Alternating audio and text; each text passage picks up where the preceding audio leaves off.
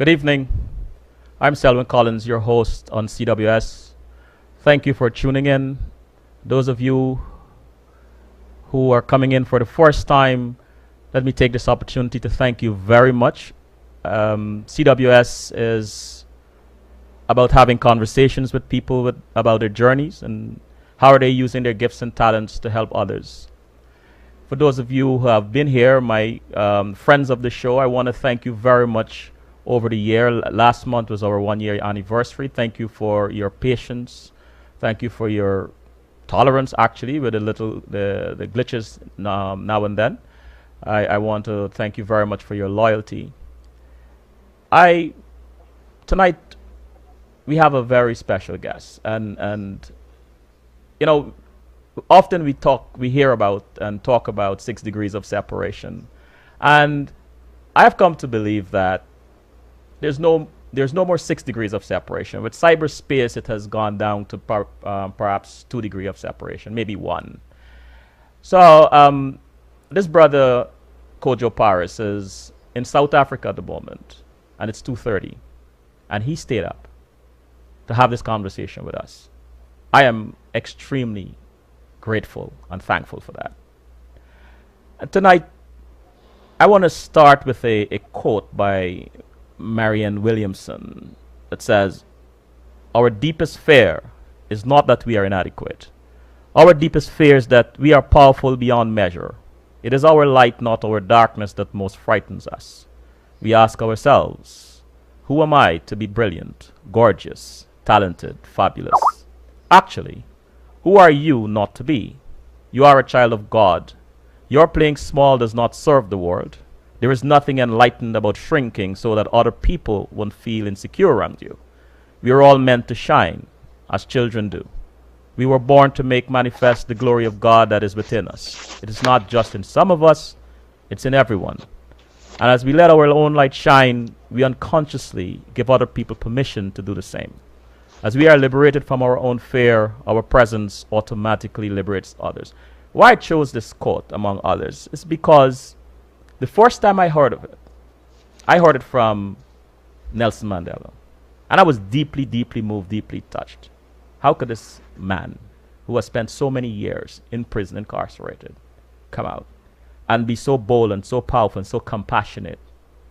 And something transformed in me that there is hope for humanity, providing we can find it within ourselves to be compassionate, to be tolerant. And so I say to you tonight, again, I am grateful that you have tuned in. And more importantly, I'm grateful that my friend and brother, Kojo Parris, who is all the way in South Africa, it's 2:30 in the morning, here to talk with us. Short break, and I'll introduce you to Kojo Parris.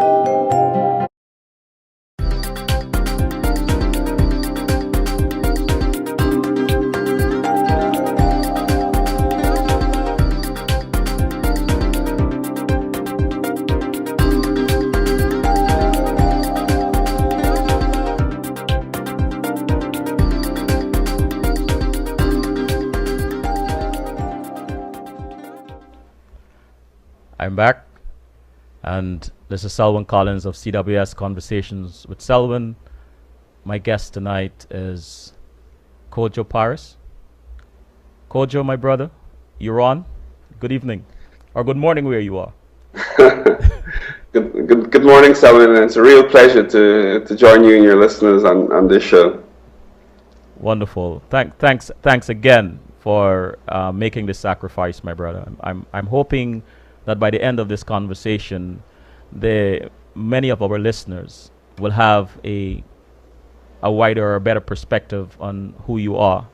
Very often we meet people and we get to know one dimension of them, and then a forum like this presents itself, and hopefully by the end of the conversation we have a much more three-dimensional perspective on who you are and the things you do. So let's get started. There's much to talk about tonight.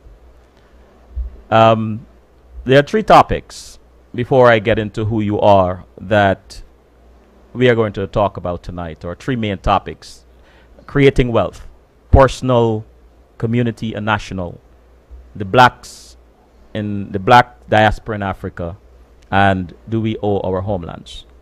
Now, that said, I want to just give a glimpse into who you are, and I'm not going to read the whole thing because I'm hoping that by the end of this conversation, people will know more about you. Kojo is a visiting fellow at the University of Leeds, co-founder of the Roraima Fund, and founder of the Roraima Learning Trust, former chairman of A4E Africa Homeless Talk, a newspaper benefiting the indigent of Johannesburg, and co-founder of Teach Zimbabwe, African Social Entrepreneurs Network and Social Private Equity South Africa, and conceived, structured, and launched the Social Entrepreneurship Certificate Program while leading the network of social entrepreneurs at Gibbs. He is an advisor, director to a number of social enterprises, including Cotlands, Colisa, Operation Hope Gauteng, and Open Africa. He leads the Social Value Metrics Group in an international network centered on the University of Leeds, exploring multivariate decision-making and metrics development, and lectures across the world on topics of social investment and political economy. And there's more. But so, Kojo, having said that, having read that, I want to ask you a question I ask every guest. Who is Kojo Parris? It's funny, Selwyn, because as you were reading, I was trying to figure out who you were talking about. For me, it's very simple. I'm someone who's been incredibly lucky. I've mostly tried to work very hard, focusing on a few key aims and key values which are important to me. And along that way, there have been lots of people, family, strangers, friends, who've helped me on that journey. So I'm acutely aware of that, and as I continue my journey through life, I try as much as possible to return the favor, because I know that if I do that, then those of us making the journey will become more, and the journey will be easier. So in summary, that's what interests me. I like that very much, because it speaks to a principle that I adopt and I adhere to, and that is success. When we should and must encourage each other's success, because I believe that success doesn't belong to the individual who is successful alone. It belongs to all of us, because I see success as a light, as a beacon, that not only illuminates the individual, the successful individual, but it shines a light on others so that others can also find their switches, also remember or realize that they too can shine and may illuminate their paths to success. So I like what you've just said. And that said, I want to go into it by asking, what is it about you, a prominent and successful banking executive, that caused you to be attracted to social entrepreneurship in such a big way? That's a big question, and I could bore you for hours on the answer to that, Selwyn. but let me try and let me give you a little bit of background. As I said before, I've been incredibly lucky.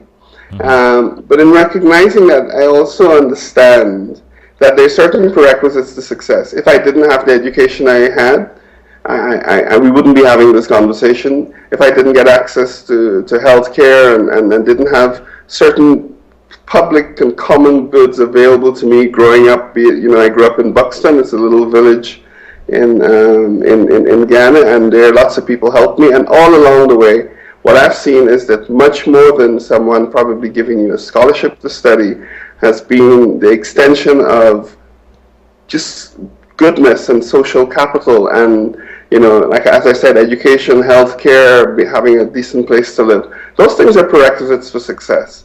But they also are the glues which hold societies and communities together. So if I am to make any contribution, if I am ever to say thank you to the thousands of unknown people who've helped me along the way, I believe one credible way in which I could do that is by working in social enterprises. And social enterprises effectively look to create those sorts of goods. It's not focused primarily on making money. It says there's certain things which are prerequisite to making money, and that's what we try to do with social enterprises. So it's a very practical way in which I don't like using the term, but give back. Right. But also it makes my life easier, because if people around me are succeeding, then it's easier for me to succeed. Yes. Mm-hmm. Mm-hmm. And is there a particular memory from childhood that still resonates with you to this day, which keeps you motivated?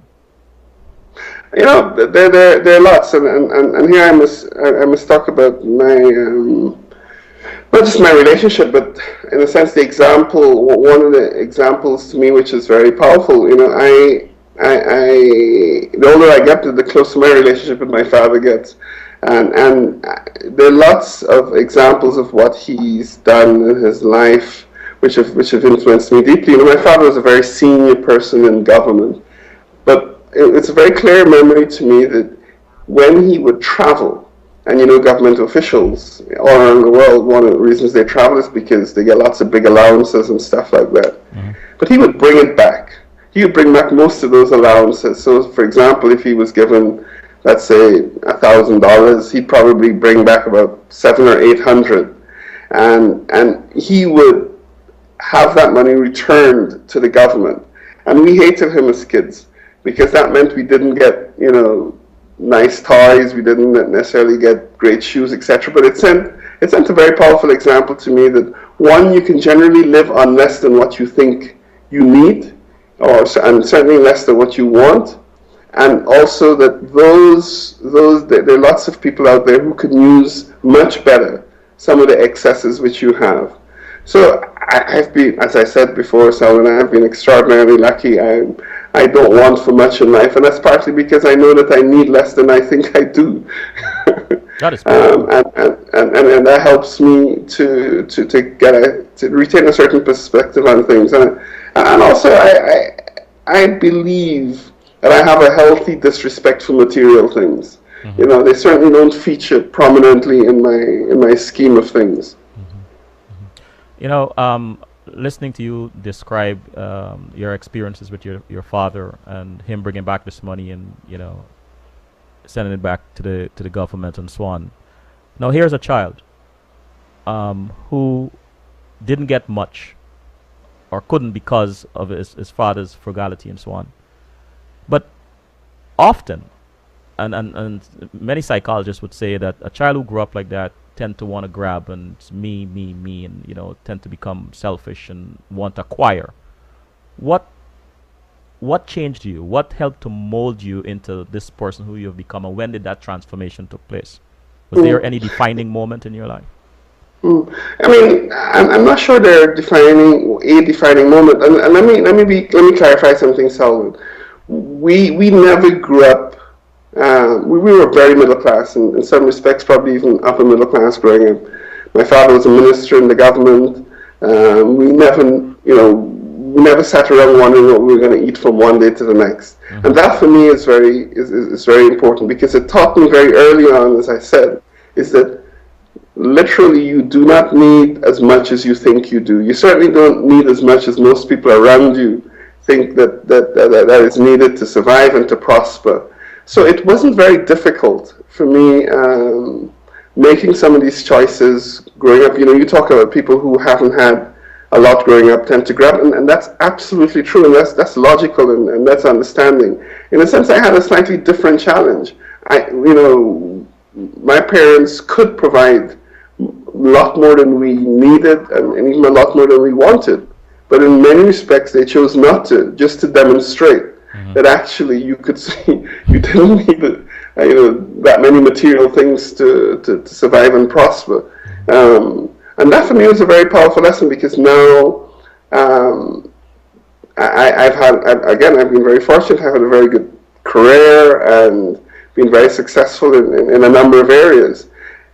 And I like to think that I am not consuming, I'm not accumulating stuff, which is unnecessary, and it makes for a very I don't feel burdened by obligations and expectations to accumulate, material things, and so I can focus on what really I'm passionate about, which is working with other people to make our lives and the lives of those less fortunate a lot better.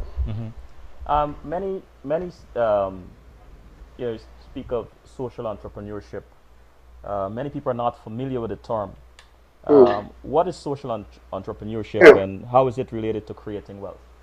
Okay. Let me do it by describing what we're all very familiar with. We all go to work, and at the end of the month, we expect a paycheck, or the end of 2 weeks, or whatever the period is.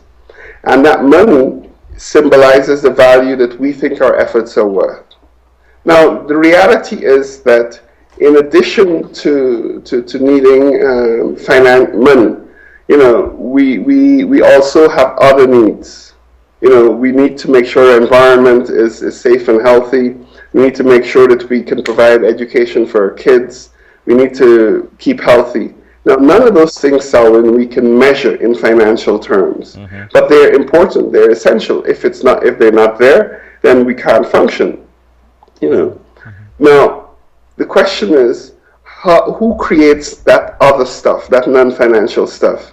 And that's what social enterprises are primarily focused on. Some of your listeners might be aware of something called Operation Hope, started by John Bryant, a very prominent and successful African American, who teach people how to manage money. Now, there's nothing about that outcome which can be measured in terms of dollars and cents, but it makes people more confident, it gives people more dignity, and it also ensures that they can transact life a lot more successfully. Now, those sorts of outcomes which we can't measure financially, that's what social enterprises seek to do. And in doing that, they provide the basis for wealth. So see it effectively as the platform on which you need to stand in order to eventually make lots of money. And that's what we try to do. So we set up companies which look like Pepsi, that has organizational structures with chief execs and financial officers and people in charge of marketing. But the outcome we're looking for at the end of the day is not necessarily to make the most money, but it's to produce an outcome, be it educating kids in inner cities, ensuring that healthcare is available to people who are homeless. Those sorts of outcomes we're looking for. Kojo, you're saying this makes me wonder, how did you first got into this?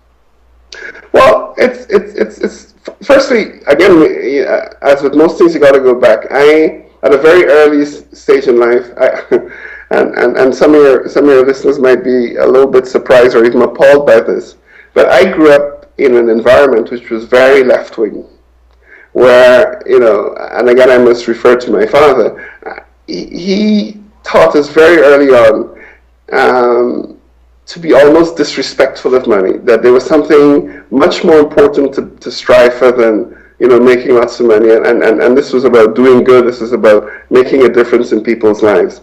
Now, I didn't know that anything such as social enterprise and social entrepreneurship existed, but very early in my life, it was very clear to me that there was something beyond making money which was even more important and more valuable. So that value was instilled, I think, very early, although I certainly didn't realize it then. So I went off to college, joined an investment bank, did very well, ended up in Southern Africa, first Zimbabwe, and then South Africa. And I remember one day I was driving home, and I live in a very nice suburb in Johannesburg, South Africa, and I passed some guys standing in the corner, begging, and they were selling newspapers. And a few months later, there were more of them standing there, and I felt a little bit threatened. I felt a little bit, wow, let me wind my windows up and feel a little bit more secure. And Selwyn, it occurred to me that even though I was driving home to a nice suburb, a comfortable home, and etc., that the fact that there were people out there whose lives were not getting better, in fact, they seemed to be getting worse, and there were more of them, made the quality of my life worse. Because now I had to not only worry about crazy motorists, I had to worry about people at the sides of the road who might, break my windscreen and try to harm me. Now, I then sat back and said, but Kojo, there must be something you can do. You spend a lot of time advising rich people how to get richer. There must be something you can do to make a difference in the lives of people who have a lot less than you do. And as I said before, I grew up, as a young person, knowing that there was a lot more to strive for than money. And I stopped one day and I asked them, I started chatting to some of these guys, and they told me that they sell a newspaper, and that's how they make money. They buy the newspaper for $1 and they sell it for $3. And it occurred to me that more than making money, they were changing their lives. And if I could help them organize themselves better, if I could help them get the newspapers at 50 cents rather than $1, if I could help them to market their newspapers at the corners of the roads better, they could they could make more money. But more than making more money, they could then start to take to send their kids to school, so the kids don't have to be at the side of the road, so the kids can get better education, and more and more selfishly, I could feel a bit safer because there were fewer people, indigent people on the streets. And that's how I got involved in Homeless Talk. It's a newspaper sold by homeless people, and that's how they eke a living. And that was really the start of the formal journey in social entrepreneurship. And then I discovered there's a whole world out there of people, young people, old people, striving to create this social capital, striving to create these public goods, health, education, a decent life for people. People are working with young women to reduce the level of violence against women and children. There's a whole universe out there. And if we don't look for it, to be quite honest, we'll never find it. And so with that I ask, what does social entrepreneurship look like in the African context? In the African context, lots of NGOs. Most non-for-profits, non-government organizations, trusts, etc., are to a large extent involved in social entrepreneurship. And I shouldn't give the impression that if you're a social entrepreneur, you have to live in poverty. The people running social enterprises have normal lives. But the big difference is perhaps is that rather than driving a Mercedes, they drive a Toyota. Rather than earning six-figure salaries, they earn healthy 5-6-figure salaries. But what they're creating is the basis for other people to do well. And you've just visited Guyana, and went back to South Africa, went to I think Zimbabwe or Zambia or some one of those other countries and so on. But talking about social entrepreneurship, do you see evidence of it there, or how? Or opportunities in which you can introduce it to Guyana, or is there it's already established there? Yeah, listen, I think there are a few countries in the world where there aren't social enterprises. They may not be called social enterprises because the term social entrepreneurship is being used relatively recently, and I think it's it's replaced words like NGOs, non-for-profits, trusts, etc., because the focus is more on saying we don't simply want to go and I don't want to set up an entity which, for example, will providing free meals to homeless people in Brooklyn by getting donations. I want to find a way to make it financially sustainable. So perhaps the people who are receiving the free meals they work in some way in order to generate the resources to give other people free meals so that it's financially sustainable. So some of it is semantic, some of it is a change of name, but social enterprises exist everywhere. And there's a focus on it in poorer countries because there are more of them. They're more necessary because lots of times the governments aren't in a position to provide all of these services which we take for granted. And it's exactly the same thing in Ghana. And you're quite right. I set up something called the Roraima Learning Trust in Guyana, which effectively is providing free access to a online platform for students at school so that they can test themselves. And of course, lots of the people listening will be from Ghana, and they know that people from Ghana, we're pretty obsessed about education. And it's not the case as it may have been that the government is able to provide a full range of educational services as they may have previously. So a small group of us, myself, Patrick Ketwaru and a few others, have set up this online platform where kids can go. Let's say you're a fourth form and you're doing chemistry and you've just studied, I don't know, atomic structures or organic chemistry. You can go and test yourself. Your teacher can see your performance and better able to assist you. And it's to date, we're only in the pilot stage, but it's proven to be very successful. Kids are very keen because they can learn at a much faster rate, and also teachers find it are reporting that they find it useful because they can see at a very detailed level how well the students are doing, and therefore do a lot better lesson planning. And we've gotten amazing support from the Ministry of Education and the government in general. Minister Manichand has given us much more support than we could have hoped for, and her team has been very cooperative. But they can use this data to plan much better. Do they want more chemistry teachers in Anna Regina, or do they need to put a few maths teachers more in Buxton? Because they can see at a glance how kids are performing and at a very detailed level. We're quite excited, and the idea is once we've rolled it out in Guyana is to take it across the Caribbean because it's a common syllabus.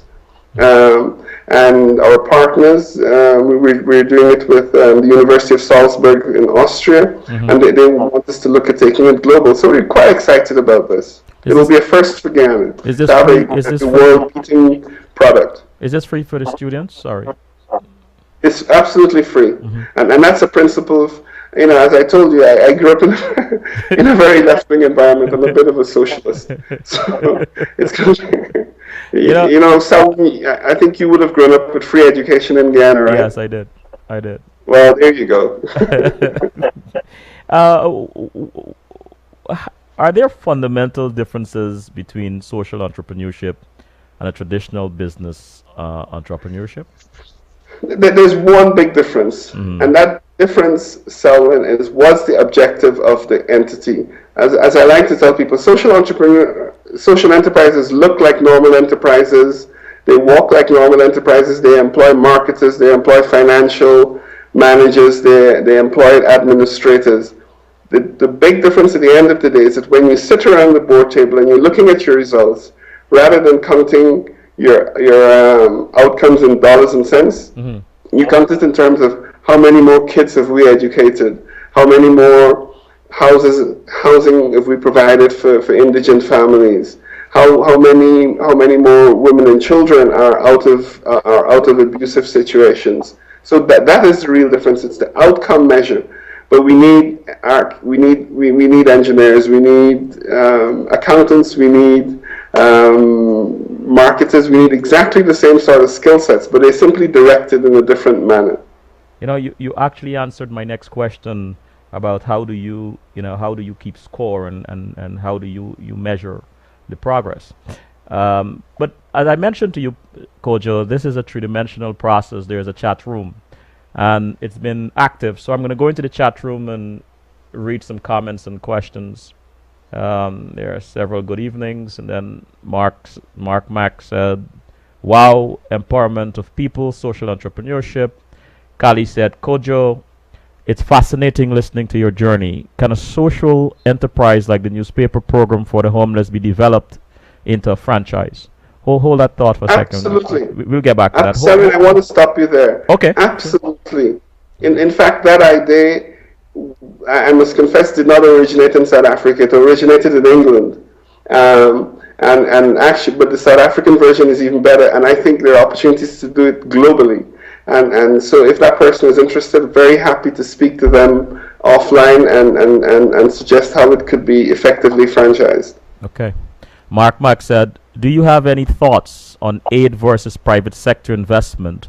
What about the issue of services provided by NGO/NPO versus services provided by government/private enterprises? Yeah, you want me to respond now? Yes. Mm-hmm. Listen, there's an age-old debate about aid versus investment, and I think it's a red herring, to be quite honest. I think we must start from the end and say, what is the outcome that we're looking for? And let that decide whether or not aid or private investment is the best way to achieve it. We need to stop being ideological about this stuff. And if I could be a little bit critical, and I hope your audience doesn't mind, there's an assumption when I speak to people in America that if anything comes from government, it's bad. That's nonsensical. The New York subway is run by government. It's one of the most efficient and rational transport systems in the world, and the private sector could not possibly operate such an efficient system. And even if the New York subway doesn't make money, it ensures that millions of people every day can make money. Now, for me, New York subway is a social enterprise. Its success is not measured, or certainly shouldn't be measured by how much money it makes, but it must be clean, it must be safe for women, it must be efficient, and it must ensure equal access by everyone who lives in New York City.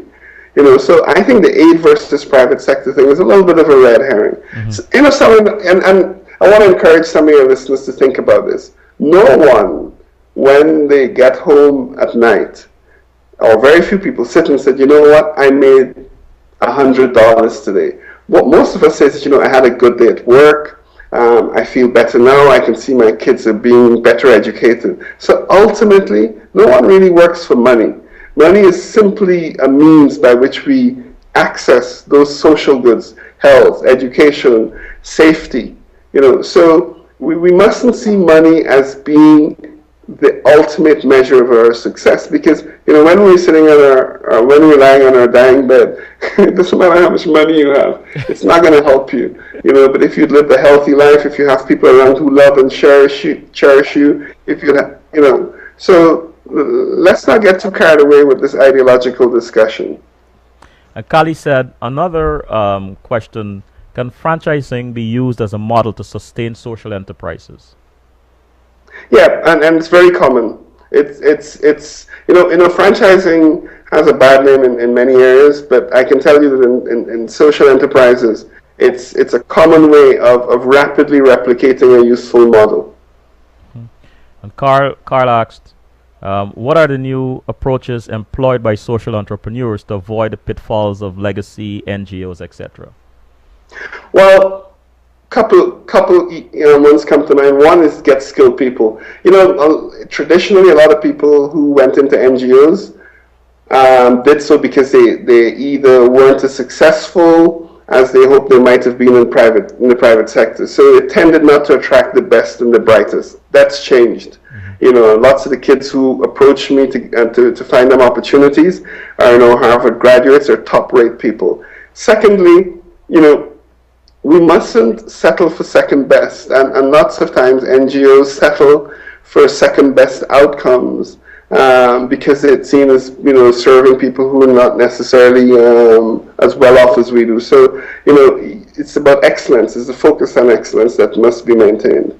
Mm-hmm. Karen said, "Hi Kojo, good to see you since Greenheart Street. You grew up in a rich environment from both your mother and father. In terms of the social entrepreneurs, I think we are in dire need of mentors. How do you plan to implement an incubator to grow the minds of the young?" wow, she required, that's a godlike request. Not sure I could quite fit that. Listen, I think mentorship is very important. And Karen, hi from Greenheart Street. Those are great days for me. I'm not sure I have a plan to incubate, to implement an incubator, but again, that's a discussion that, might be taken up. I myself, every Saturday that I'm in South Africa, I try and assemble 2, 3, 4, 5, 6 young people, and we sit and have coffee, and that's my sort of pseudo mentoring, and I think it's much more important to do the mentoring of people, and then they can give rise to brilliant ideas. But I'd be interested to take up that suggestion offline. Okay, and Karen said, again, I really think that mentoring is one of the most important investments we can have in any society to propagate forward movement compared to aid. And then Mark asked the question, will social enterprise expansion result in the demise or relevance of government? Of government? No, not really. Social, well, to some extent over the last, since the Reagan Thatcher era of the late 70s, early 80s, the role of government has been shrinking quite rapidly. And in many places, social enterprises have arisen or become more important because of that. But social enterprises, those of us in the space would be arrogant to think that we could replace governments. Governments are indispensable. And in many cases, I think governments are too small. No, they wouldn't. They complement. And the challenge is, how do we divide up the space in a way which is rational? Andrea asked, as Honorable Consul, what specific consular services do you provide in South Africa? What percentage of this work is geared towards nationals, tourists, and businessmen? Selwyn, I didn't get the last bit of that, but okay. I understand the question. The last bit is, what percentage of this work is geared towards nationals, tourists, and businessmen? As an honorary consul, we provide primarily what I call consular services, which are providing visas, advising people who want to go to Ghana, and also Guyanese who are outside of Ghana in the areas that we cover with various services such as getting their passports renewed, etc. We don't get involved in political representation, and we get involved in economic facilitation really on an ad hoc basis. It's not particularly well structured, and it usually relies on the interests of the honorary consul himself. If he's a businessman, then he normally engages in activities aligned to his own interests, because we don't get paid. It's another form of national service. Very little of it is directed towards the private sector, which I think is a little bit of a mistake. It's mainly around consular services. And in any event, the opportunities for economic activity, are different as compared to, say, if you were in the US or the UK or the Caribbean. Kojo, this conversation is going so well in its trajectory, and I kind of I'm hesitant to go to where I'm going right now, but I will ask it. You said, mentioned that you grew up in a liberal environment, and you had good times when you were young, going to school and so on. Can you say at any point during that period, I mean, we were all young men and going to school around the same time, that you were ever rebellious? Okay. And Simon, just a little note that I'm not sure if it's the link, but the reception is getting a little bit fuzzy and you're breaking up a little bit. All right. But rebellious, yes. I'm not sure I should be admitting this. I like lots of young people, you go through, particularly in your puberty, a lot of attention-seeking phase. And I remember when I was I didn't always find school very difficult. So lots of times it probably wasn't as exciting or as engaging as it might have been. And I remember when I was in fifth form, It was a particularly bad time. I suppose a coincidence of all the hormonal changes and everything. I started to go to school with my hair plaited, and that didn't attract a lot of attention. And so I started. I have five sisters. I grew up with five sisters, so I got a lot of female influences in my socialization and probably even genetics. And so then I started to wear nail polish to school. Firstly with what's it called, the plain transparent one. Right. And then when no one noticed, I then started to put on red nail polish. Now by this time my father was the Minister of Education, so and we used to have big fights, political fights. I used to have big political fights with him. So partly was rebelling against him, partly was rebelling against youth, and I stopped wearing shoes. I would wear slippers to school. I was bored. So I suppose that would count as my rebellion. Nothing, nothing spectacular. I remember during our time, Rastafarism came in um, uh, into the society. Lots of Bob Marley. A lot of us embraced Bob Marley and did a lot of stuff that would have considered by mainstream quite rebellious and so on. Was there? Did you have any of those influences? We grew up around the same time, Selwyn. We were all sort of middle class guys who were pretending to be radicals, and Bob Marley was utterly influential in my life. My one claim to fame is that I think I know the words of every Bob Marley song. I got beautiful memories of growing up in South Rhineville, and we would hang out on the road. We would lime on the roads until fairly late at night. And there was a big gang of us. Jeremy Roberts, who now is a proper Rastafarian in DC, Carly Guard, Flude, Jack Harrop. The absolute huge amount of guys, and it really centered around Old Fort Hockey Club. Mm-hmm. And we would sit at the corner. I think it's Tukite and Greenheart Street, and have deep discussions around the meaning of Bob Marley songs and Rastafarianism. And for us, Bob Marley was literally a prophet. It was the closest thing we had to being a saint, and we would literally study and argue about the words of the songs. And if you didn't know the words, it wasn't very cool. So I know today, if you drive with me in my car, I'm a bit boring. I really only play Bob Marley and some Mary J. Blige, but and for me, it really provides a sort of socio-philosophical anchor. You were playing Natural Mystic at the start at the top of the program, and there's a part which talks about many more will have to suffer, many more will have to die. Don't ask me why.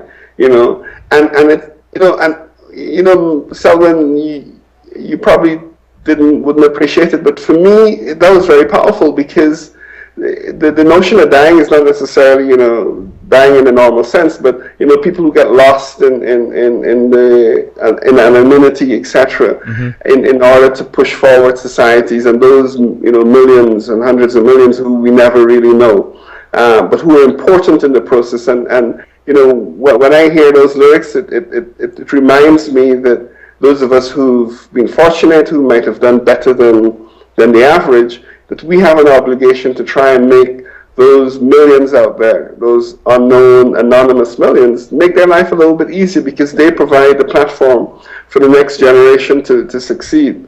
So no, I mean, I could talk all day long about Bob Marley songs, because there's not a single Bob Marley song, Selwyn, where I can't relate to some aspect of my life or some aspect to global politics, etc.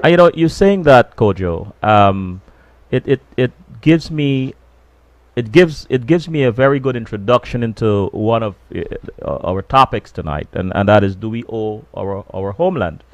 And I'm saying this because you mentioned getting together with the likes of Carly Guard and Jeremy Roberts and all, a whole bunch of guys discussing Bob Marley lyrics and so on. I had my own time doing that, but many of us are no longer in Guyana. We have migrated to the United States and other parts of the world. And one of your topics tonight is, do we owe our homeland?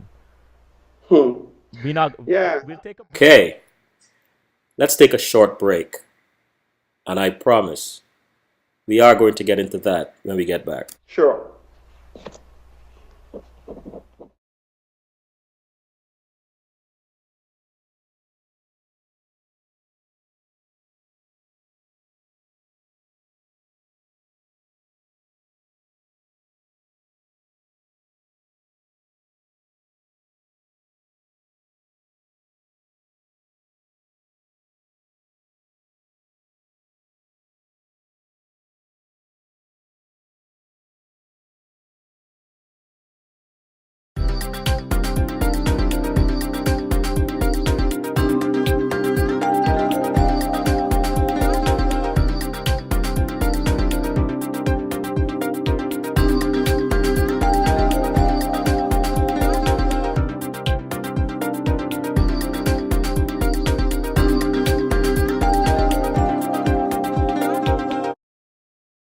Back. My guest tonight is Kojo Parris. Kojo, wonderful to have you. As I said before the break, we'll get into do we owe our homeland. But before I do that, let me go back into the chat room and take read this question. Mark Max asked, from my work in low-income countries, one observation is that NPO are promoting social entrepreneurship. However, in some instances, the NGO NPO lack strong management and governance accountability.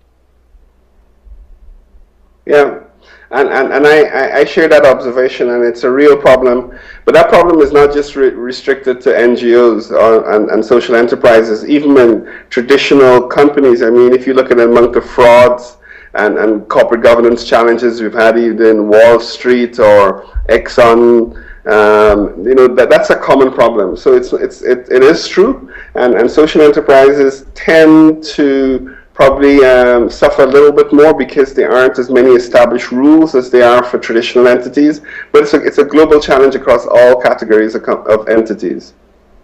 And Drea asked, do you have an idea of the size of the Guyanese community in South Africa? Yeah, we reckon it's probably between 50 and 60 or a little bit more in South Africa itself, most of whom are students studying Islam, actually, probably half of it. But in Southern Africa, there are a lot more Guyanese in Botswana, for example, than there are in South Africa. I reckon there are probably anywhere between, probably about 100 Guyanese in Botswana. There are a few in Namibia. Probably 10, 20 or so in Zambia. And really across Africa, there are sprinklings. Remember, we Guyanese are a wandering lot. But yeah, probably about 50 in South Africa. And Kali asked, can you tell us about a time when your efforts have influenced public policy? Public policy? Gosh. If you mean public policy in South Africa, it'd be a little bit arrogant for me to suggest that it did. What I can say, though, is that generally the work we did in creating courses which allowed persons to transition from traditional businesses into social enterprises has meant that there's been a mushrooming of social entrepreneurship courses, and the government has responded in South Africa, not just to our efforts. I mean, there are lots of other people involved in this stuff, by putting money into the space. So, that may be one example. And certainly what we're doing in Guyana with the Roraima Learning Trust, we expect it's going to influence the way in which education is delivered. And eventually, not just in Guyana, but, Selwyn, I don't want to sound too immodest, but we're determined that the Roraima Learning Trust is going to be a global success and a global game changer. Congratulations, my brother. You envision it, you see it, and it becomes a reality. I like that. You got to work hard between all of that. as a social entrepreneur, how do you balance your social and financial goals? Me specifically, as I said, I've been a little bit lucky, so I don't necessarily need to spend as much time worrying about the former. Right. But I think generally, if one gets into the social space, you have to make a decision as to what material lifestyle is comfortable for you. Comfortable both in material terms, but also in terms of, the expectations of those to whom you're responsible. Because you have partners, you have kids, you have parents, family, relatives who depend on you. And that's a trade-off that is a very individual one, and there's no formula for it. Carl asked, what inspired you to invest your talents in Africa? What inspired me to what? To invest your talents in Africa. Well, no, I mean, working in Africa was a little bit of a coincidence. I was working in London for an investment bank called Rothschilds, and they wanted, they effectively approached me to join the firm because, in their words, they were looking for people who looked like me but spoke English properly to send to Africa. And that, and after wanting to punch the guy, I realized that I wanted to get out of England, and it was a great opportunity to go and work in Africa. So that's how I ended up in Africa. There wasn't a great plan of mine to end up in Africa. And once I started to live here, the lifestyle is, I must tell you, incredible. I certainly would not. You'd have to pay me billions to leave here to live in New York. I guess The lifestyle is fabulous, but also, especially when you start getting old like me and approaching middle age, there's a sense of purpose because you're working in an environment which increasingly you can relate to. And identify with, and therefore you want to do well. You want to succeed and make a contribution. So are there boundaries for social entrepreneurship? For example, situations where it would not be effective? Yeah, sure. In the same way that there are boundaries for normal companies or boundaries for government. But all of this is being negotiated, and it depends on where you are. So let me give you a practical example. If you are living in New York, there really is no need for you or let's say you're living in Connecticut, where there's a great education system. There's very little scope for you to invest as a social enterprise in providing education for indigent people or people who haven't got access to education, because very few people don't have access.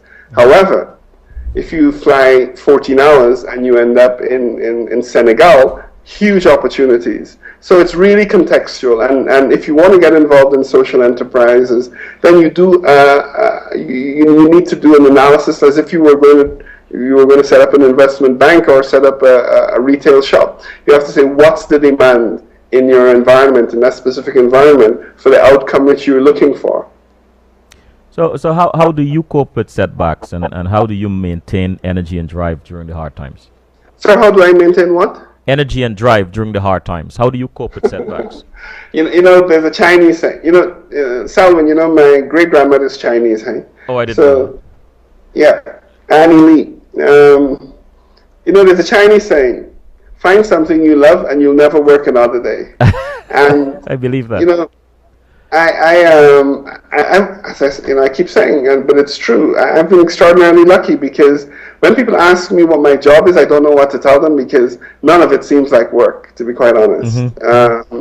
There's some days I get up and I like everyone else, I don't particularly feel like facing the world.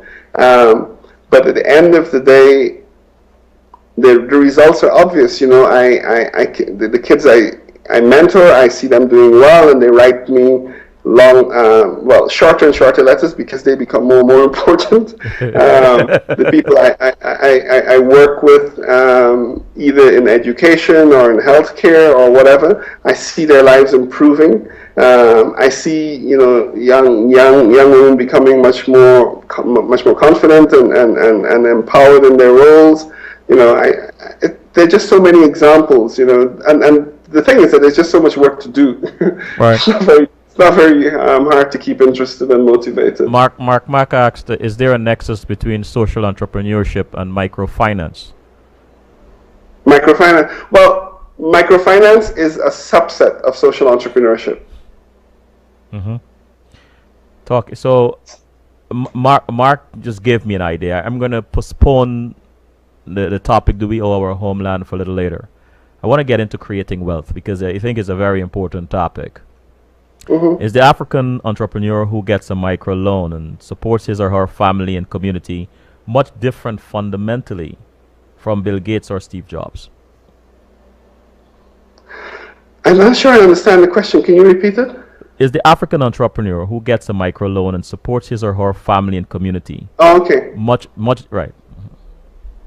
Yeah, listen, in poor societies, be it, as compared to wealthy societies, and the comparison doesn't necessarily need to be, Africa against the US. It could be even within the US. Mm-hmm. People in poor circumstances have much more basic objectives in life. They need to eat. They need to have secure accommodation. They need to be safe. So the comparison, and the comparison between someone getting a microloan and Bill Gates, etc., is simply that Bill Gates doesn't wake up worrying about where his next meal comes from. Mm-hmm. So in a sense, he can focus on higher order issues. He can look at the globe and say, right, which country shall we focus on? Which disease shall we attack? So it's really an issue of scale, Mm-hmm. both in terms of size, but in terms of complexity. Okay. Mark asked, is there if there is a connection, is microfinance working beneficially or another means In of Europe. abusing poor people? Sorry, working where in Africa or generally? Well, I'm not sure where he's speaking generally. Okay. Well, let me say this, and these are generalizations, and so there'll be variances. I think microfinance works particularly well where you have people who understand money and have a socialization which is biased towards enterprise. Mm-hmm. Because microfinance doesn't work in an environment where people simply see themselves as consumers. Because the idea of microfinance is to access increasing quantities of finance to create new wealth and new value, in a good capitalist way. We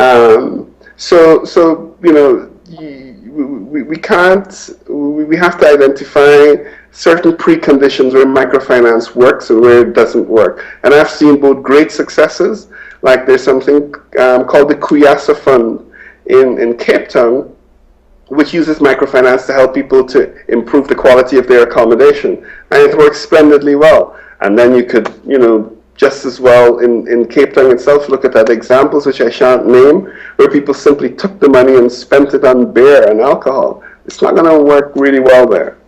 Yep. The chat room is filling up. I want to ask this question because it relates. It's relative. It's no secret that the lack of funding opportunity is one of the major disadvantages organizations face. What strategies have been most successful for you in acquiring funding for your ventures? Yeah, I gotta disagree with that assumption. And it's a common assumption that people make, be it in normal businesses, whether you're looking to raise $1 billion or whether you're looking to raise $100. Firstly, there's no shortage of money. Generally, there's a shortage of good ideas. Mm-hmm. Kojo, not money, but funding opportunities.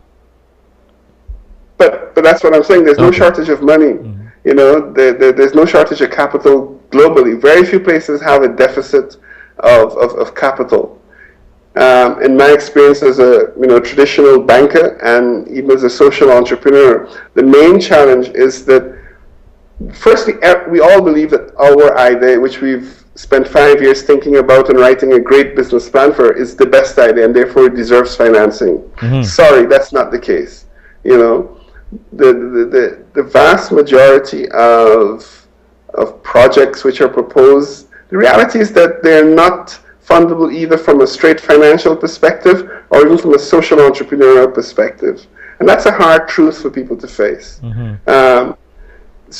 And also, there's an assumption that simply because I come up with a business plan, someone is obliged to fund it. That's mm-hmm. not the way, that's not the way of the world, I'm afraid. Mm-hmm. The other myth is that everyone can be an entrepreneur. Less than 1% of human beings have the prerequisites for being successful entrepreneurs. I may teach entrepreneurship as I do. I may involved in mentoring people, but I certainly know that I'm not an entrepreneur in the classic sense of it.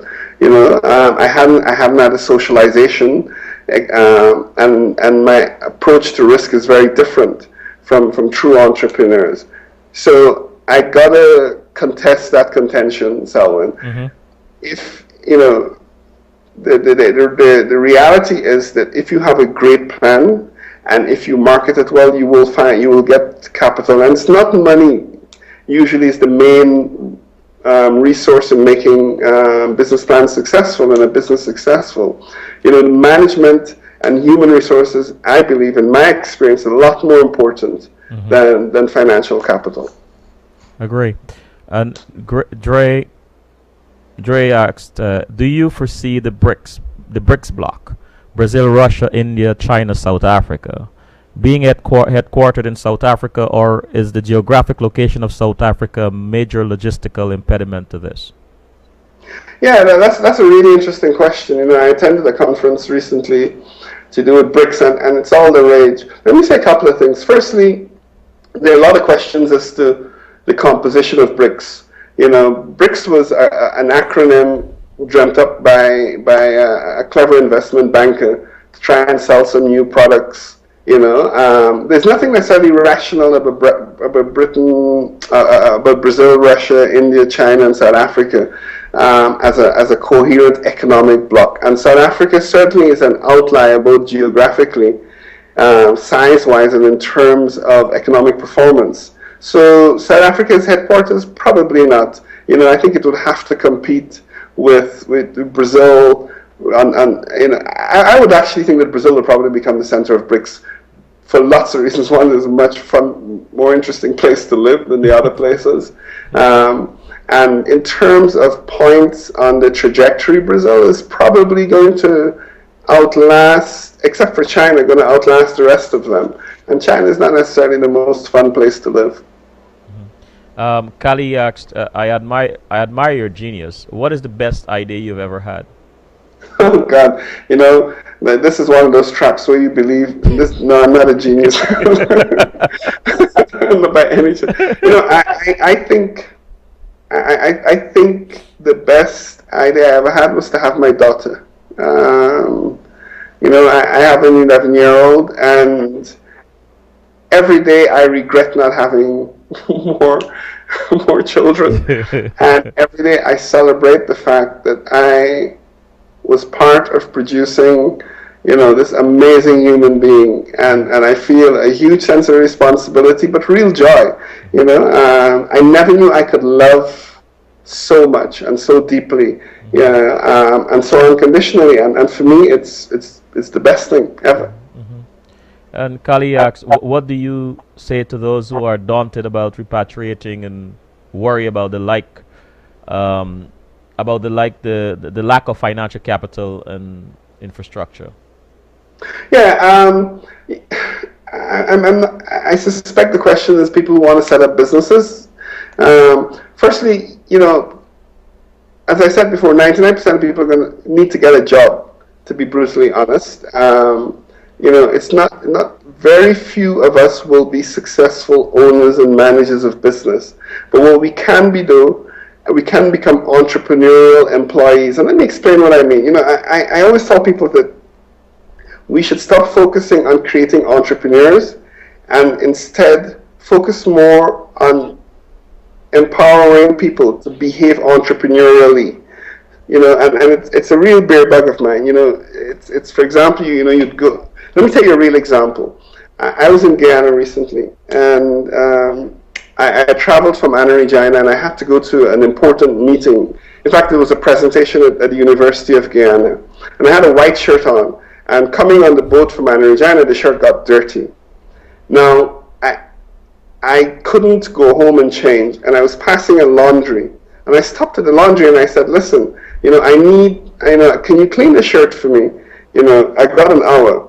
The woman said, "No, I can only deliver it tomorrow." I said, "But please, how long does it take to wash it?" She says, "About 5 minutes." I said, "How long will it take to dry?" She says, "About 10 minutes." I said, to iron? She says, probably another 10 minutes. So I said, you could do this in 25 minutes.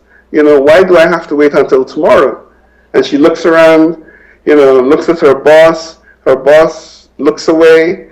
And in the end, she agreed to do it. Now, if she was acting entrepreneurially in the first case, despite the fact that she's an employee, she would have said, fine, but it's going to cost you 50% more.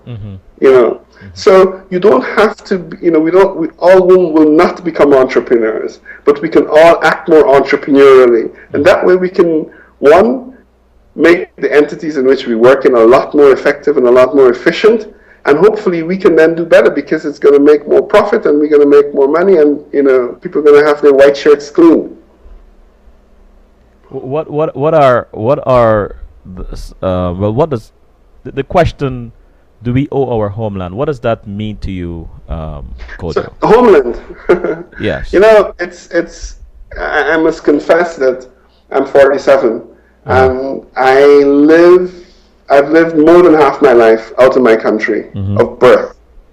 And the country which perhaps has made the biggest impact in my life, both in materially and in terms of shaping who I am, is Zimbabwe, where I lived for 7 years. Now, I've lived in South Africa for 11 years now. So I ask you, where's my homeland? When we were growing up, Selwyn, people didn't travel as much as they do now. So your loyalty was geographically defined. When you traveled to the US, it was, your whole family would turn up to the airport. Now, no one even turns up. A taxi drops you off at the airport. So there's the notion of homeland is probably a little bit dated. However, if we talk about what's the obligation we have to the land where we were born, then I think it's a much more interesting discussion.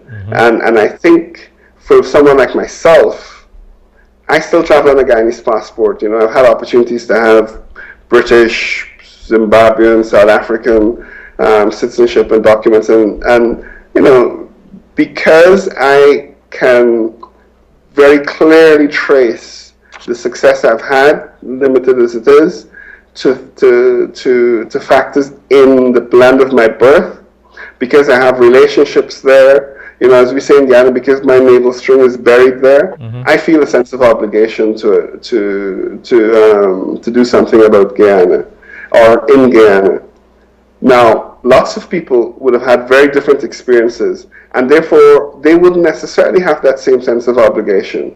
But what I think is that what we should do is wherever we feel a sense of comfort, a sense of belonging, we should commit to making a contribution to that society, and that environment, to that community.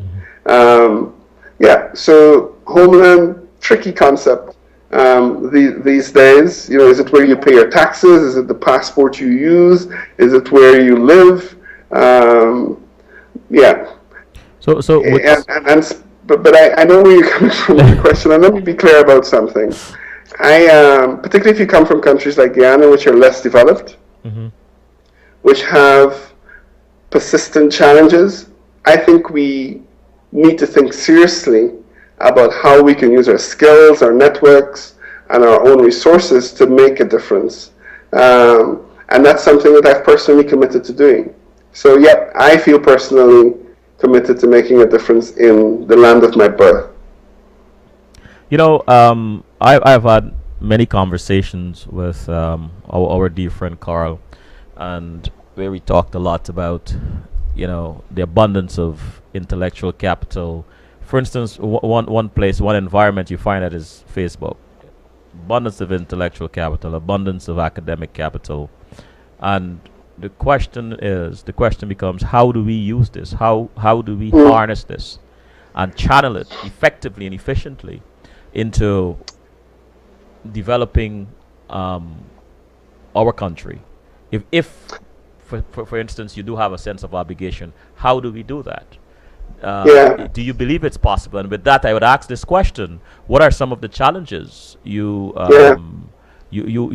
are some of the challenges in repatriation or is Yeah, repatriation actually necessary? first, I think repatriation is very, very difficult. Yeah. Less than 5% of people, and this is globally, not just to do with Guyana and the Caribbean, will ever go back to the country of that they've left. And that's for a whole heap of reasons, and we could talk for hours on that. So we shouldn't see repatriation as being the objective, because it's Right. not very practical. You know, the more interesting issue is, how do we mobilize a huge resource base, as you say? And it's not simply intellectual capital, it's it's all sorts of other capital which we can, both real financial capital and sort of communitarian type capital, networks, etc.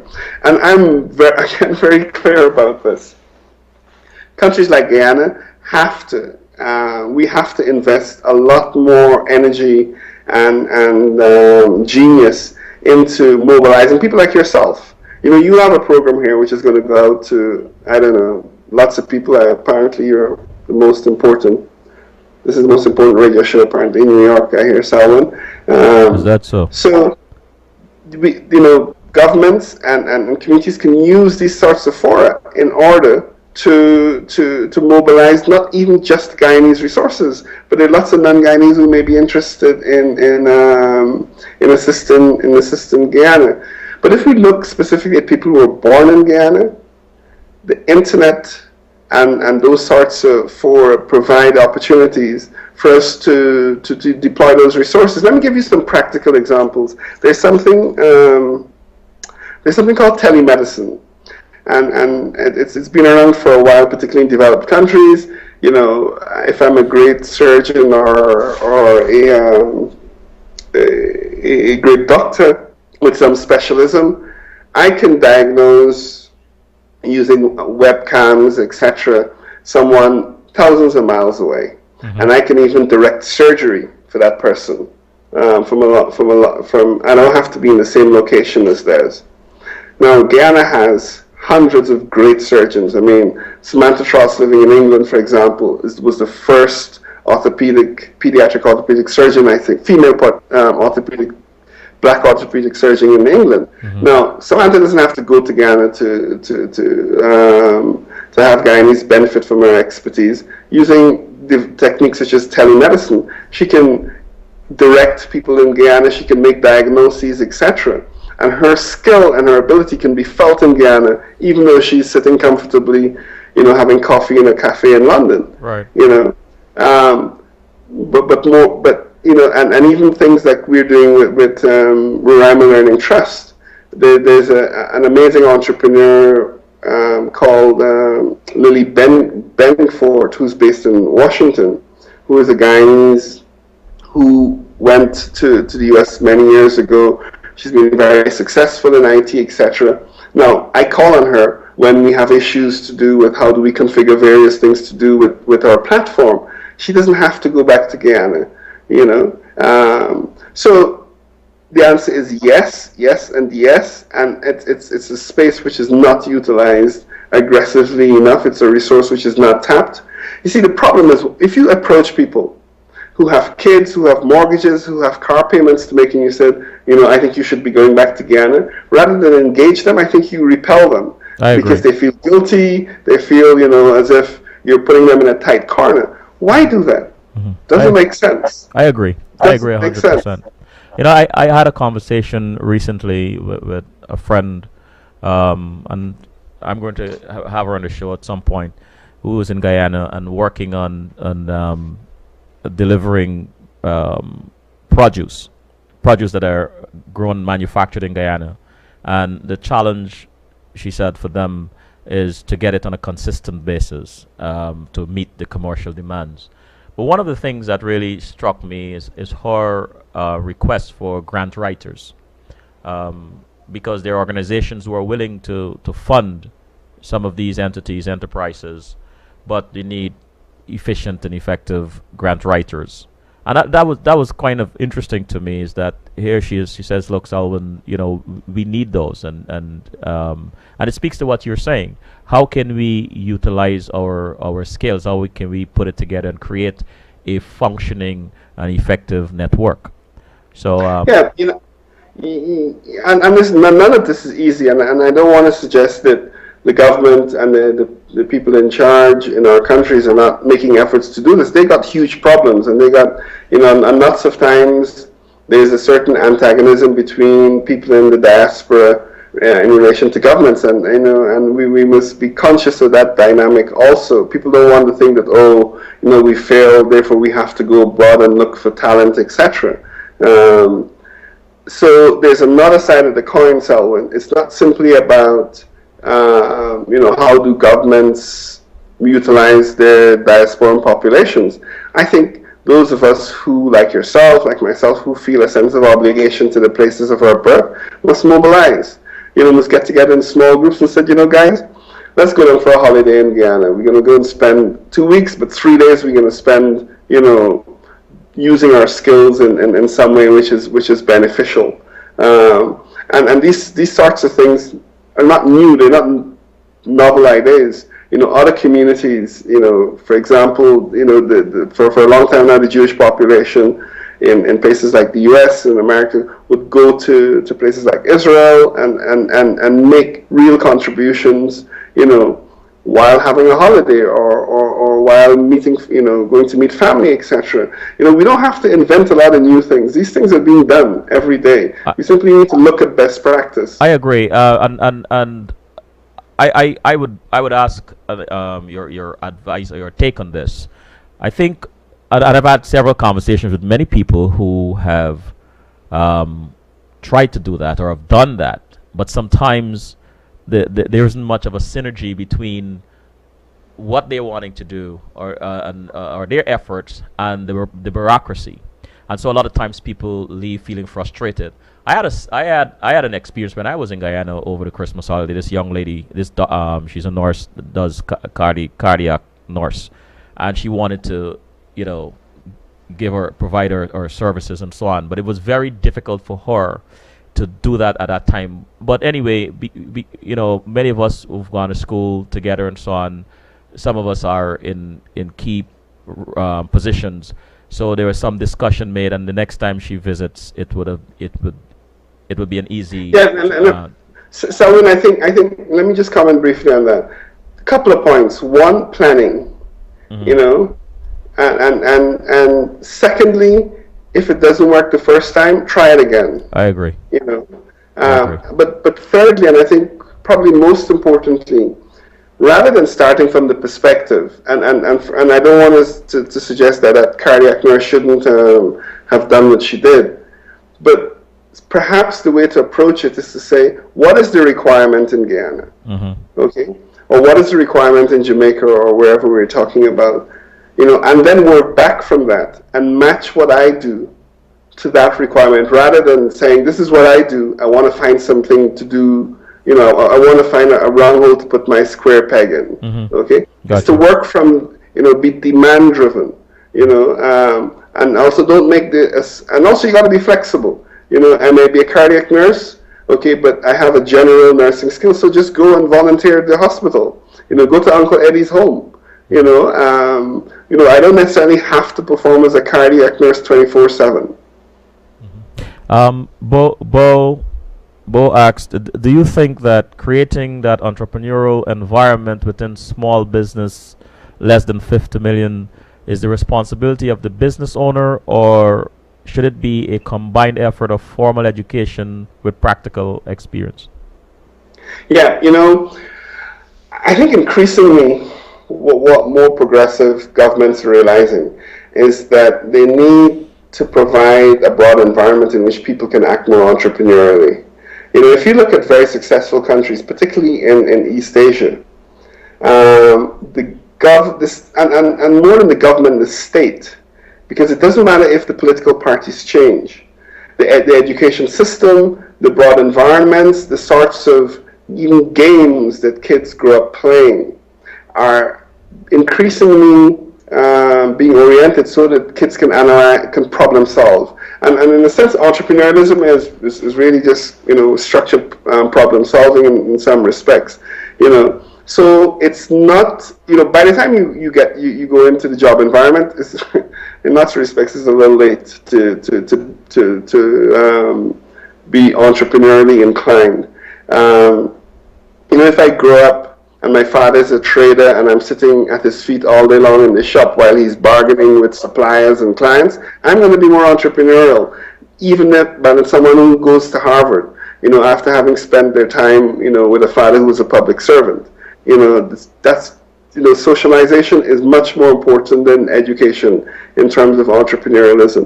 Mm-hmm. So there's a need at a very early age for people to be exposed to these sorts of environments. So it's a shared responsibility. And Kali asked, I understand that Benin offers repatriation tours. Have you heard about that? Sorry, Selwyn, you're really breaking up badly. Okay. It's sounding very muffled. Is this much better? Yeah. Okay, I understand that Benin offers repatriation tours. Have you heard about Benin. that? Benin, right? And Yeah. have you heard about that? And if so, what are your thoughts? How successful is the program for Benin? I've heard, I haven't heard it being called repatriation tours, but I know a number of countries offer opportunities to people in the diaspora, and it generally tends to be African countries, to go and, I'm not sure what exactly the objective is. Let me be a little harsh here. I think this is all romanticism, Mm-hmm. and not particularly practical or useful, to be quite honest.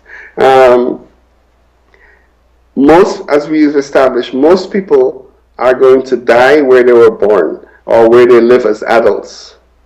Mm-hmm. I think if you're trying to generate some tourist income by offering repatriation tours, then it's a great little scheme. Okay, but if you're trying to get people to move back, firstly, how many people, if I'm a product, a second generation product out of Benin or Guyana, I got no really emotional relationship to the place. Mm-hmm. It's an exercise in romantic futility to say that, okay, we're going to come back. There's not, and people generally move to environments where they can do better. And you don't have to put them on tours to do it. Human beings are very resourceful and very, and very self-interest seeking. So I think you get a sense. I don't really think much of those things. Okay. Karen asked, I would say all the said developing environments need to plan and streamline their requirements and make it available to work. What is the real requirement in the Caribbean countries and in Guyana? Ooh, Karen, that's a huge question. And, here's what I can say. We suffer from a particular challenge in the Caribbean, which is scale. There are not enough of us to generate internal markets which allow the creation of products or even people to take risk, because once you fail, the society is pretty unforgiving. I think what we have to do, though, is to spend a little bit more time focusing on what I would call more or endeavors which require intellectual capital rather than the classic, factory, etc. Type entrepreneurialism. So our policy needs to be focused more on developing amazing human beings. So the point made earlier about, socialization is really important. The internet must be free. We mustn't be paying for access to stuff like that because that's information. So there's some very basic things that we can do. And the next question, Karen.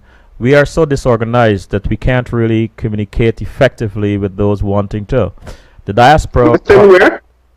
We are so disorganized that we can't really communicate effectively with those wanting to. The Diaspora Project in Guyana came to New York, and I asked, and I got blank stares. Yeah. And then Mark. But let me stop you there, Selwyn, and I want to challenge the person who posed the question. Mm-hmm. The diaspora, and I'm being a little defensive here because I think the Diaspora Project is an interesting initiative by the government, but we can't shirk personal responsibility here. It's not simply about people reaching out from Guyana. People have to reach into Guyana and recognize that the challenges faced by anyone, it doesn't matter which political party, trying to run Guyana are huge. And those of us who think that we want to assist must stop being, must stop looking for the sort of one-way flow of stuff. If we're not interested in helping Guyana, then that's fine. You have a right to do that. But don't be unnecessarily and irrationally critical of efforts as as tentative and initially unsuccessful as they might be. Let's be a little bit more forgiving of each other. And Mark Mack said, great conversation, very informative. Divya, great conversation. In the wake of the financial markets meltdown, how can financial engineering benefit social entrepreneurship and be a force for positive change and goodwill? A huge amount. And I think part of the reason, to be quite honest, I have enjoyed and been relatively successful in social entrepreneurship is because I come from investment banking, where it's really all about swings and roundabouts and in financial engineering. So, because financial resources available to social enterprises are even more limited than normal enterprises, financial engineering, the more efficient use of financial capital is even more critical. Can you talk about the Rima Fund? How did this venture start, and what was the state of social entrepreneurship in Guyana 30 years ago? Yeah, briefly speaking, I think I'm trying to remember when it started. The Rima Fund started in London. It was myself, my cousin Raul, who's an investment banker, and David Pollard, who I think still is an investment banker. And I think it's probably about 17 years ago, something of the sort. We were sitting, I had too much to drink one evening, and we said, listen, we're probably never going to go back to Guyana. Why don't we every month take, I think at the time it was £25, which is probably about $40. And every month we put it together and we look for projects in Guyana to support. And we've done this, as I said, for the last 15, 17 years, I can't remember how long. And it's certainly something we've been trying to extend to the US, where there's a much bigger market, a lot wealthier people, etc. And I think at the last count, probably about 20 to 30 different enterprises we've assisted. People in Sophia, women in places like Buxton and Annandale with sort of little chicken coops and stuff like that. There's been a whole range of stuff, but it's not huge amounts of money. Probably on average $2,000 US dollars. But in the context of Guyana, that tends to be, in the context of small enterprises, I think we haven't done very badly. Are there practices and lessons learned from Africa about social innovation? For example, Teach Zimbabwe, which you co-founded, that we can apply to Guyana and the Caribbean and vice versa? Absolutely. Teach Zimbabwe is something I started about 8 years ago when Zimbabwe went through, 5 years ago, Zimbabwe went through a very tricky political time where foreign countries and donors weren't willing to engage the Zimbabwean government. So Teach Zimbabwe really was set up as an intermediary, and the idea is to raise money to rehabilitate and create schools of excellence among what are called historically black schools. Now, it's partly because of my experience in that I then set up the Roraima Learning Trust, which may look very different, but actually has the same objective as Teach Zimbabwe. So yes, those lessons are ongoing, and I think if you're humble enough in life, you can. There are lessons all around. I visited a charter school in the Bronx, I think it was, a year ago, and I saw some amazing stuff being done. And and all of these experiences, you agglomerate and you take the good from them and you improve the bad from the stuff you're doing. So listen, Selwyn, I've really found a situation where I don't think I can learn something from it. And I think the moment you simply dismiss ideas, you dismiss people, you dismiss circumstances, you lose a lot. Very few things. I'm very happy to steal other people's ideas. Extremely happy. ASEN, I'm not sure if I'm pronouncing it correctly. ASEN, African Social Entrepreneurs Network, functions as a supportive online environment for social enterprises and entrepreneurs in Africa. Is there a similar organization in the Caribbean? No, there isn't. Although I've been speaking to some people in Guyana who are, gosh, who connected with the World Economic Forum, and trying to get something similarly set up. There's not really a significant and a coherent social entrepreneurship movement in the Caribbean. And like I said before, these things are contextual. In the Caribbean, it's very easy to survive. People don't die of starvation or exposure, and we don't tend to have, except for hurricanes and stuff like that, there are not a lot of life-threatening or lifestyle-threatening circumstances in the Caribbean in the same way as they are in many other places. So in some respects, the demand for social entrepreneurialism is very different. Kojo, I always marvel at this, that this is a hour-and-a-half program, and the time just seems to fly out. And there are so many things I wanted to talk to you about. I wanted to ask you a little bit about micro-learning. It's already 10:02. Can you spare an extra 5 minutes, sir? I know it's what, 2 For you, Selwyn, I can spare as much as you require. This is what I'm talking about, but relationships and networking. The Roraima Learning Trust promotes the concept of micro learning in Guyanese schools. What is micro learning? Where did this concept originate? Well, I don't know. The concept has always been around. I'm not sure where it's originating, but micro learning is conceptually something we all did. Microlearning simply says that you break complex facts, complex learnings into small pieces, and if you repeat it often enough, you will absorb it. It's what we all did with times tables, etc. Okay, so the concept is not very new. It's not very sophisticated. It's simply breaking complexity down into small, manageable pieces.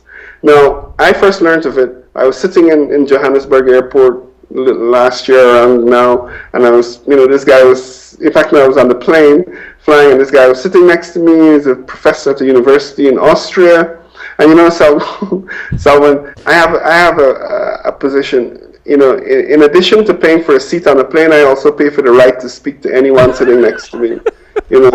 So I started chatting to him, and he started to tell me what he did, and I thought, wow, this is quite amazing. So what they have done is they've created a program which allows people who haven't been able to finish formal education initially, to be able to, let's say you're a truck driver, and you want to become a nuclear scientist. So using your cell phone, you can effectively teach yourself, test yourself, various facts about nuclear, about atomic science, etc. And it means you don't necessarily have to be in a formal education context. And I thought about this, and it's only used in Europe. They only deploy this in Europe. And I thought, but wow, we have a problem with shortage of teachers. We have a problem with shortage of resources in Guyana. Why can't we use this in the education system? And the way we've used it is that we're effectively taking the entire bank of questions exam questions that from first to sixth form in schools, and putting them onto a mobile platform so that kids can self-test themselves. We're not teaching necessarily kids new information. We're simply helping them to absorb the information faster. I'd be happy to share on your website access to a site where people can go and just play with it. But what it does, though, is it means that kids can, instead of only ever using on their computers or on their cell phones, can now help themselves to learn. And listen, we started a pilot about 6 weeks ago. It's been run at eight schools, although only 6 schools are up and running.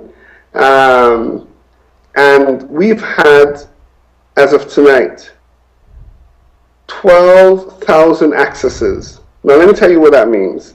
The pilot only involves about 120 kids, Selwyn. 120 kids to date, okay, over 6 weeks. And we've got about 12,000 accesses, which means that kids are going onto the platform more than one time per day, okay? Wow. And for me, that's fabulous, Yeah. okay?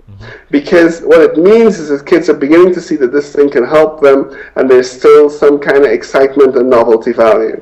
Now, by September of this year, if, inshallah, we shall be in every school, 4th, 5th, and 6th form. And by the end of the year, we want to be from 1st to 6th form, every kid in Guyana will have access to this platform. Who's funding this? So, sorry? Funding. Well, that's the great thing about it. You don't need a lot of money. Let's look at the key parts of it. The most important bit is how do you access it? Not everyone has a cell phone or a computer, and this is where the one laptop per family program, which the government has been rolling out for the past few years, has been invaluable. Ms. Boyce, who leads it, has been a great ally. The program is being preloaded onto every laptop, which is going out now. And in where we're doing the pilot, all the kids who haven't got laptops have been given laptops as part of the one laptop per family program. So there's no expense involved in that, either for us as the Roraima Learning Trust or for the kids involved.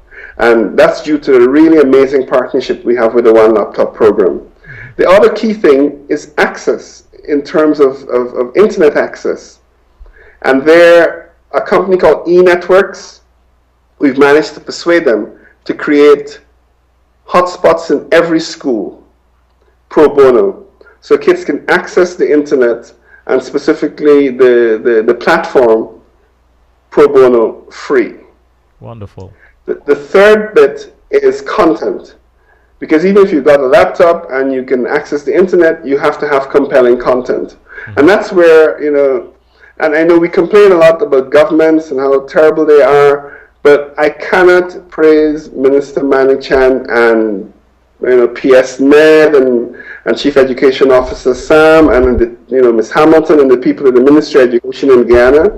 I cannot praise them enough for the cooperation that they've given us, because they've effectively said, if the teachers are willing, the subject teachers are willing, we can train them to become what are called content creators. So the pilot, which is being run with maths and chemistry, has seen about 10 teachers trained, chemistry and maths teachers trained on creating the content and uploading it onto the platform. Now, as we roll out across the rest of the country and across 10 subjects over the next few months, we're going to bring more teachers into the mix, So we've not had to spend a lot of money, and this is the point I made about social enterprises. Financial capital is not the critical thing in most entities. Through a set of relationships, we've managed to, I'm not able to well, I can't give you the amount of monies we've spent, but it's not a huge amount of money for what we've been able to achieve. But instead of money, we've leveraged partnerships. You're talking about partnerships and these teachers being trained. Are people outside of Guyana who wish to volunteer allowed in this program? Absolutely. Listen, I have an associate based here in South Africa. She's Serb, a Serbian young lady who's been helping with the program. She's never been to Guyana. She probably can't find Guyana on the map. Okay? But so I would be absolutely delighted if Guyanese abroad, either in terms of content creation, even if people who understand and have a grasp of how we can better structure the platform, or listen, I like free stuff. So any volunteers, very happy, very, very happy and excited to engage people. And listen, Selwyn, we started off now in schools, but the intention is very clear. Once we've covered first to sixth form, then we're looking at university level, and then at the third level, we're looking at primary schools as more and more kids use cell phones, which is inevitable. Right. Okay. And beyond schools, this is an application which, for example, we've been speaking to certain ministries where they have to train people. We've been speaking to certain professions like nursing, for example, not just the medical space, but engineers. The application is absolutely huge, which is why I said, the team, the RLT team is convinced that we're onto a world beater here. There's nowhere else in the world where this sort of application is being rolled out in the way we're rolling it out. So we're very excited. You have my support, and now that you're part of the CWS family, I am quite certain that you'll be coming back on at some time for us to continue this conversation, and you can talk some more about that. Kali said, wow, in addition to a wonderfully engaging conversation, Kojo gave us an amazing learning experience on the topic of social enterprises and success models brought to us via CWS. Thank you. So, Kojo, now we have come to the close of our program, and I personally thank you very much. I mean, it's really late, probably 3 o'clock in the morning, or 4 o'clock in the morning in South Africa, and I can't express enough how grateful and thankful I am. Please share some closing thoughts, Kojo. Tell us why should we care about social entrepreneurship and how vital it is to our progress. Let me say this, Selwyn. For me, it's an absolute joy, and I don't want to sound as if I'm applying for sainthood or anything, but like I said right up front, if you find something you love, you will never work another day, because a labor of love is it's a beautiful thing. And I always ask people, why would you spend the best years of your life, when you're healthy, when you're most productive, doing something which isn't of lasting value? Certainly at my point in life, and I think for people who are probably younger, I'd simply urge them to think a little critically about what they're doing, and it doesn't necessarily mean that you give up your whole life and you change and you go to some commune somewhere, but think about little changes that you can make to your life, not just to make your life better, but also for those around you.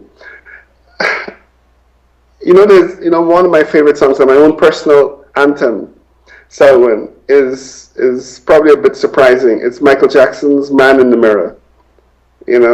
Yes. And it's something I try and do every day, and in fact, not just every day, but almost every second of my life, which is to look at what I'm doing, to reflect on how I'm interacting with people, and the pain and the hurt and the discomfort or the joy that I'm causing other people, and say, how can I do things a little bit better? It doesn't have to be huge, just a tiny bit better, So if you want to make the world a better place, take a look at yourself and make the change. Oh man, that is beautiful. And Kojo, thank you so much. Thanks, Selwyn. Anytime. See you in June. Yes. You owe me dinner. I owe you dinner. That would be between me and Carl. I don't know. You gotta. Kojo, just to read a few comments. Dion said, Kojo, I am very impressed with your approach to revitalizing the educational system in Guyana utilizing technology. Wayne said, great insight into the workings of social enterprise and the impact it could have. Great job. Thank you very much. Thank you all for tuning in and listening. Kojo, thank you so very much for staying up and spending this time with us on CWS. This is Selwyn Collins saying good night and God bless.